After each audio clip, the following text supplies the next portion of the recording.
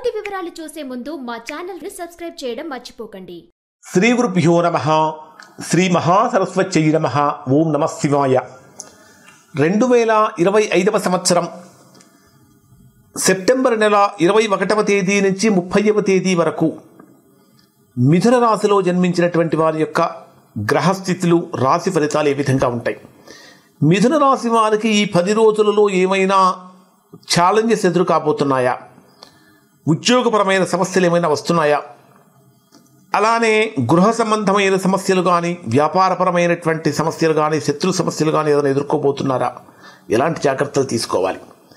పరిశీలిస్తే ప్రధానంగా మిథున రాశికి చతుర్థ స్థానంలో రాస్యాధిపతి అయినటువంటి బుధుడు రవితో కలిసి సంచరిస్తున్నాడు. రవి బుధ గ్రహాల యొక్క కలయిక చతుర్థ స్థానంలో సంచరిస్తున్నప్పుడు మిథున రాశి వారికి ఇది అనుకూలమైన ఫలితాన్ని ఇస్తుంది.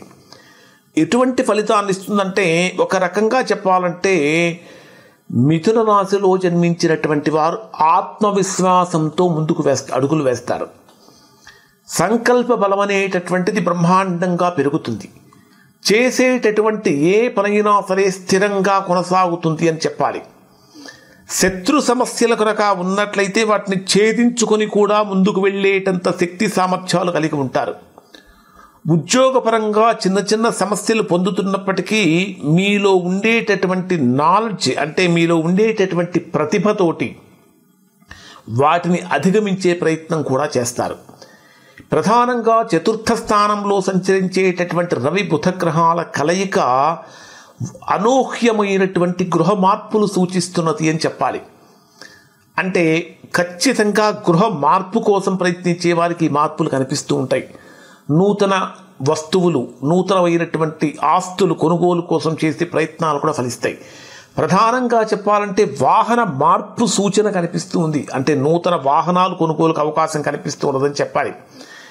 అలానే మీ జన్మరాశికి పంచమ స్థానాధిపతి అయినటువంటి శుక్రుడు కూడా తృతీయ స్థానంలో సంచరిస్తున్నటువంటి కారణం చేత సంతానపరమైనటువంటి విషయాలు అనుకూలంగా మారుతూ ఉంటాయి.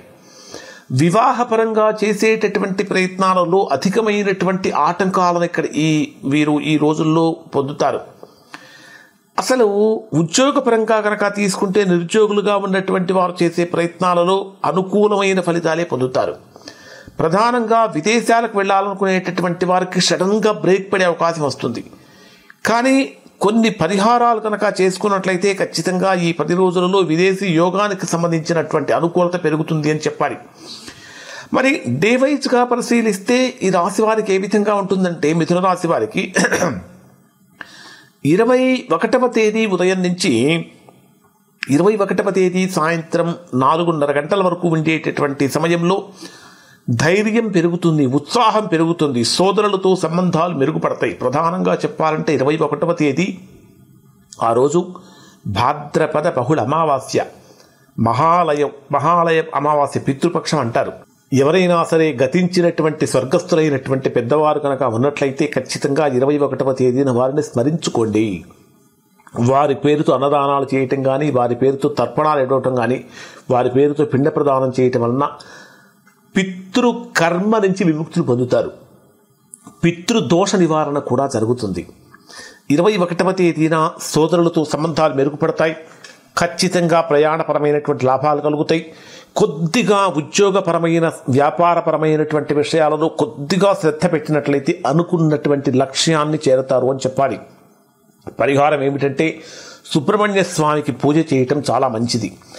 21వ తేదీ సాయంత్రం 4:30 గంటల నుంచి 23వ తేదీ రాత్రి 3 గంటల వరకు ఉండేటటువంటి సమయంలో కుటుంబంలో అద్భుతమైనటువంటి ఆనందాన్ని పొందుతారు. వాహన కొనుగోలు కోసం చేసే ప్రయత్నాలు ఫలిస్తాయి. గృహంలో కొన్ని రిపేర్స్ అనేటటువంటివి ఖచ్చితంగా జరిగే అవకాశం ఉంటుంది. అలానే తల్లి యొక్క ఆరోగ్యం మీద ఎక్కువగా దృష్టి పెట్టండి. మానసికమైనటువంటి ప్రశాంతత పొందటానికి దుర్గాదేవికి బెల్లంతో తయారు చేసినటువంటి పొంగలి, అంటే పాలు బెల్లంతో తయారు చేసినటువంటి పరమాన్నం కనుక నైవేద్యంగా పెడితే చాలా గొప్ప ఫలితాన్ని పొందుతారు. 23వ తేదీ రాత్రి 3 గంటల నుంచి 26వ తేదీ మధ్యాహ్నం 3 గంటల 24 నిమిషాల వరకు ఉండేటటువంటి సమయంలో విద్యార్థులు చాలా గొప్ప ఫలితాన్ని పొందుతారు. చదువులో పురోగతి కనిపిస్తూ ఉంటుంది. క్రియేటివిటీ లెవెల్స్ పెరుగుతూ ఉంటాయి. సంతానపరమైనటువంటి సంతోషం పెరుగుతూ ఉంటుంది. ప్రేమ వివాహం చేసుకోవాలనుకునేటటువంటి వారి ఆశలు కూడా ఫలిస్తాయి అని చెప్పాలి. పెట్టుబడులు ఆశించినంత గొప్పగా వస్తాయి అని చెప్పాలి. కొద్దిగా శ్రద్ధతో కనుక పనిచేసినట్లయితే అద్భుతమైనటువంటి లాభాన్ని పొందుతారు. ఇక్కడ మహావిష్ణువుకు తులసీ దళాలు కనుక సమర్పించినట్లయితే చాలా గొప్ప ఫలితం వస్తుంది. ఇక 26వ తేదీ మధ్యాహ్నం 3 గంటల 24 నిమిషాల నుంచి 28వ తేదీ రాత్రి 4 గంటల వరకు ఉండేటటువంటి సమయంలో శత్రువుల మీద విజయాన్ని సాధిస్తారు. కాంపిటేటివ్ ఎగ్జామ్స్ కోసం ప్రిపేర్ అవుతున్నటువంటి వారికి మంచి ఫలితాలు పొందుతారు అని చెప్పాలి. అలానే ఉద్యోగం చేసేటటువంటి ఉద్యోగస్తులకు ఉన్నతాధికారుల నుంచి ప్రశంసలు అనేటటువంటి వస్తాయి. కానీ ఆరోగ్యపరమైనటువంటి విషయాలలో జాగ్రత్తలు పాటించండి. ముఖ్యంగా చెప్పాలంటే డైజెషన్ ప్రాబ్లమ్స్ అనేటటువంటి వీరికి ఎక్కువగా కనిపించే అవకాశం ఉంది. ఇక 28వ తేదీ రాత్రి 4 గంటల నుంచి 30వ తేదీ రాత్రి వరకు ఉండేటటువంటి సమయంలో సంపూర్ణంగా మీ జీవిత భాగస్వామి యొక్క సహాయ సహకారాలు లభిస్తూ ఉంటాయి. కొత్త కొత్త అవకాశాలు అనేవి వస్తూ ఉంటాయి.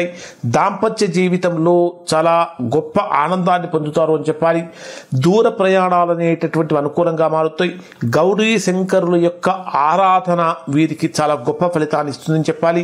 ఇవి మిథున రాశి వారికి సంబంధించిన ఫలితాలు. ఇప్పుడు చెప్పినటువంటి ఫలితాలు దాదాపుగా మిథున రాశి వారి అందరికీ కూడా వర్తిస్తాయి.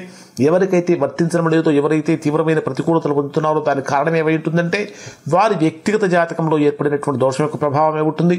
అటువంటి సందర్భంలో ఒకసారి మీరు మీ యొక్క వ్యక్తిగత జాతకాన్ని విశ్లేషణ చేయించుకుని దోషం ఎక్కడ ఉందో తెలుసుకుని దోష నివారణ చేయించుకుంటే సత్ఫలితాన్ని పొందుతారు.